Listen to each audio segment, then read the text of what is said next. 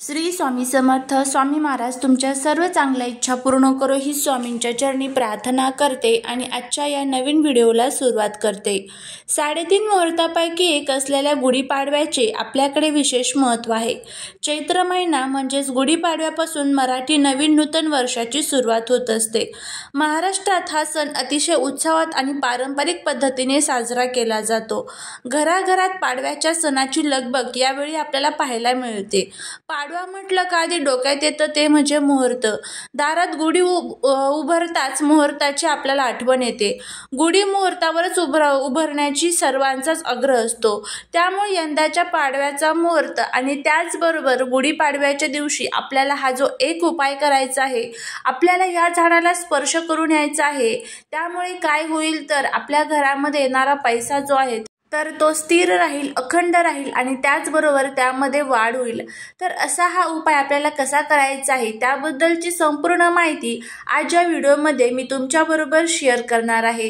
त्यामुळे व्हिडिओ हा स्किप न करता शेवटपर्यंत पाहत राहा.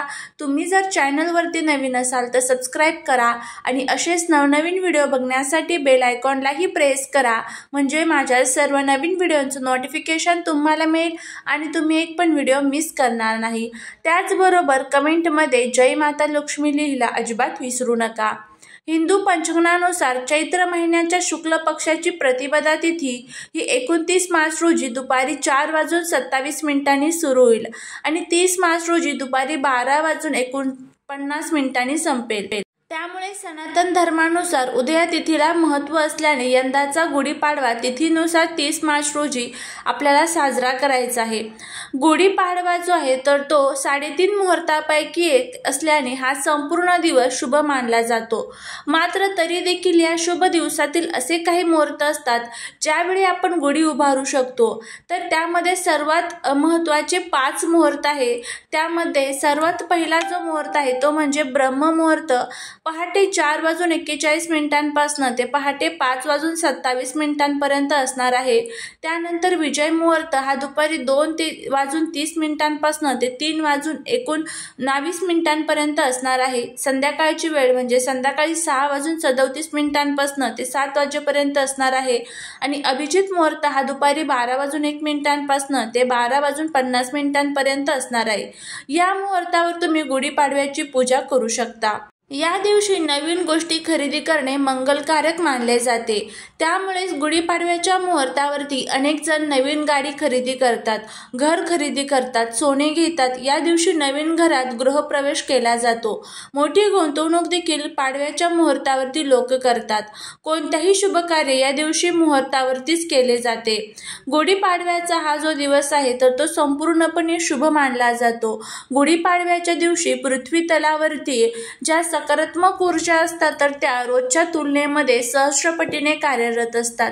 बघा, गुढीपाडव्याच्या दिवशी असं म्हणतात की याच दिवशी ब्रह्मदेवाने सृष्टीची निर्मिती केली होती. त्याचबरोबर प्रभू श्री रामचंद्र, माता सीता आणि त्याचबरोबर लक्ष्मण जे आहे तर ते अयोध्येमध्ये परत आले होते. त्यामुळे त्यांच्या स्मरणार्थ अयोध्येमध्ये त्यावेळेस प्रत्येक घरादारामध्ये गुढी उभारली गेलेली होती. त्याचबरोबर याच दिवशी सूर्यदेवाची किरणं जी आहेत तर ती पृथ्वीवरती सर्वात पहिल्यांदा पडली होती असं देखील आपल्याला अनेक कथांमध्ये आढळून येत असतं. अशा या गुढीपाडव्यामागे अनेक कथा आपल्या हिंदू धर्मग्रंथांमध्ये प्रचलित आहे. त्याचबरोबर गुढीपाडव्याच्या दिवशी रोजच्या तुलनेमध्ये सहस्रपटीने जी सकारात्मक ऊर्जा असते तर ती कार्यरत असते.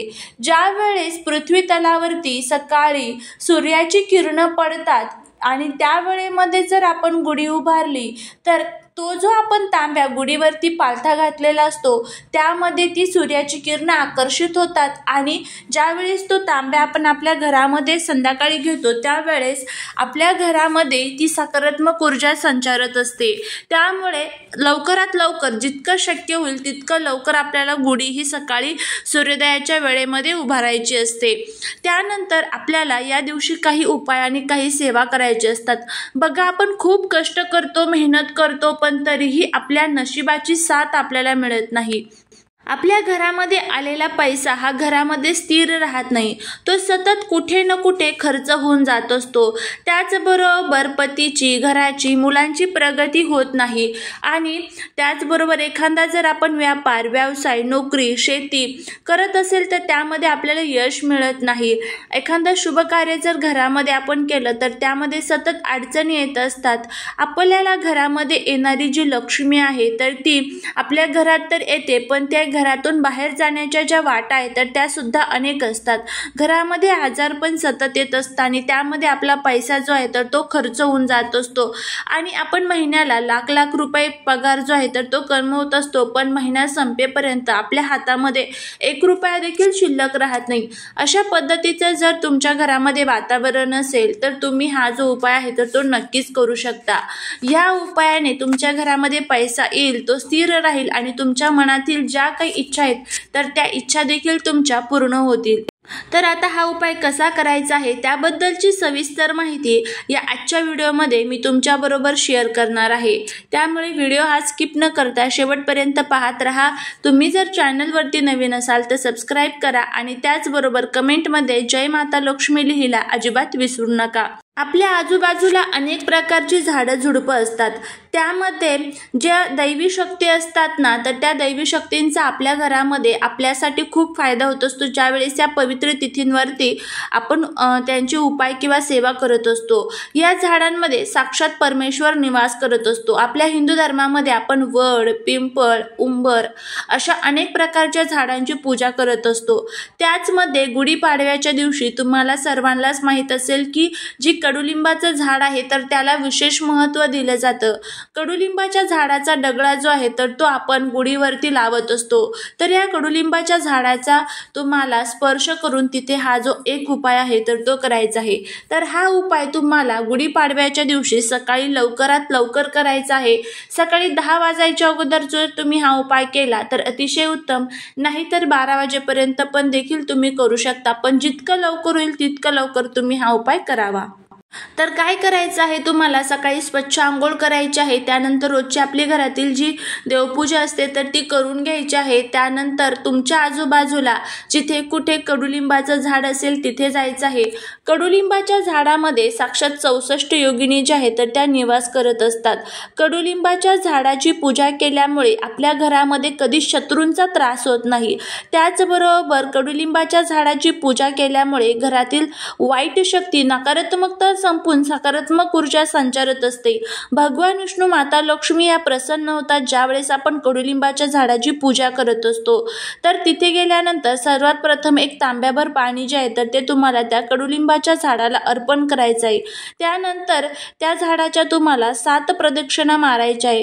त्याच झाडाखाली बसून तुम्हाला 64 ज्या योगिनी आहेत तर त्यांचं नाव तुम्हाला घ्यायचं आहे। आता ही जी नाव आहे तर ती तुम्हाला कुठे मिळेल, तर तुम्ही गुगलवरती 64 योगिनी नाव असं सर्च करा, तुम्हाला ती नावं जी आहेत तर ती लगेच मिळून जातील आणि माता लक्ष्मी, भगवान विष्णूंचं स्मरण करून त्या झाडाला स्पर्श करायचा आहे आणि तुमच्या मनातील जी काही इच्छा असेल, मग ती पैशांच्या संबंधित, धनप्राप्ती, नोकरी प्राप्ती, कर्जमुक्ती, दारिद्र्य दूर होणे या संबंधित जर तुमच्या काही इच्छा असेल तर ती इच्छा त्या झाडाला स्पर्श करून तुम्हाला व्यक्त करायची आहे।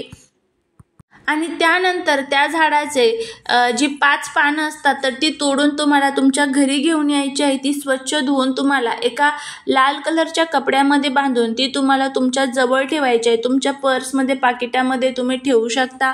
यामुळे वाईट शक्ती तुमच्या जवळ येणार नाही आणि जे काही काम करण्यासाठी तुम्ही जाल त्यामध्ये तुम्हाला हमखास यश मिळेल।